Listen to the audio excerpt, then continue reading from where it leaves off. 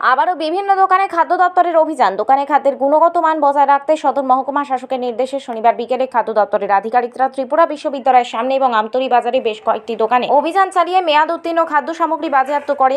তার পাশাপাশি রেস্টুরেন্ট এবং হোটেলে অভিযান চালিয়ে অবৈধভাবে রাখা গ্যাস সিলিন্ডার বাজেয়াপ্ত করে।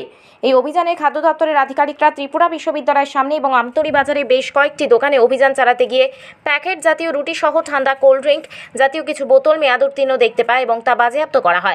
খাদ্য দপ্তরের আধিকারিকরা জানিয়েছেন, রাজধানী আগরতলা সহ শহরের আশেপাশের বাজারগুলিতে যেখানেই তারা এ ধরনের অভিযানে যান সেখানে এ ধরনের মেয়াদ উত্তীর্ণ খাদ্য সামগ্রী বাজেয়াপ্ত করা হয়েছে।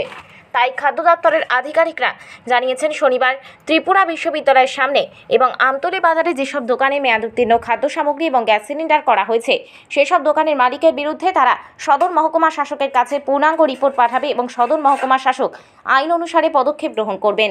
এদিন তারা জানিয়েছেন, সদর মহকুমার অন্তর্গত ভিন্ন বাজারগুলিতে এভাবে রুটিন মাফিক অভিযান চালানো হবে। আজকে সদর মহকুমা শাসকের নির্দেশে আমাদের এনফোর্সমেন্ট টিম আজকে আমরা বাজারঘাট থেকে সূর্যমণিনগর ত্রিপুরা ইউনিভার্সিটির কাছ অব্দি আমরা বিভিন্ন দোকান পরিদর্শন করেছি। পরিদর্শনকালে আমাদের ইউনিভার্সিটির সংলগ্ন কিছু দোকানে আমরা প্রচুর পরিমাণে মেয়াদ উত্তীর্ণ কোল্ড ড্রিঙ্কস, চিপস, বিস্কিট ইত্যাদি আমরা উদ্ধার করেছি।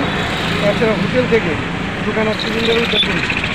আমরা বিভিন্ন দোকান পরিদর্শনকালে দেখতাম কোল্ড ড্রিঙ্কসের যে ফ্রিজিং চার্জ এক্সট্রা 5 টাকা, সেটা কন্টিনিউ সেটা নিচ্ছে। আমরা সেটা দরকার করছি। আর আমরা মূলত এই যে অভিযান সেটা জনগণকে সতর্ক করার এই আমাদের লক্ষ্য। এর আগেও আমরা জানেন আমরা আশ্রম শ্রমণী সংলগ্ন একটা দোকানে আমরা ভিজিট করেছি।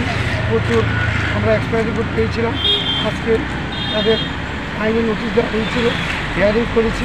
মাননীয় মহকুমা শাসক ওনাকে 5,000 টাকা জরিমানা করেছে।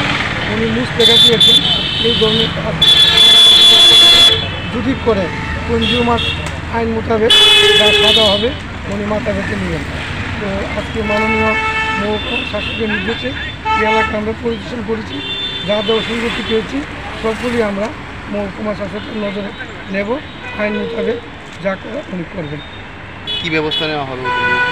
এইগুলি আমরা যে কোল্ড ড্রিঙ্কসগুলি মেয়াদ উত্তীর্ণ এগুলি আমরা সিজ করেছি। আমরা মহকুমা শাসকের কাছে রিপোর্ট দেব। আইন অনুসারে যা বিধান সেটাই হবে।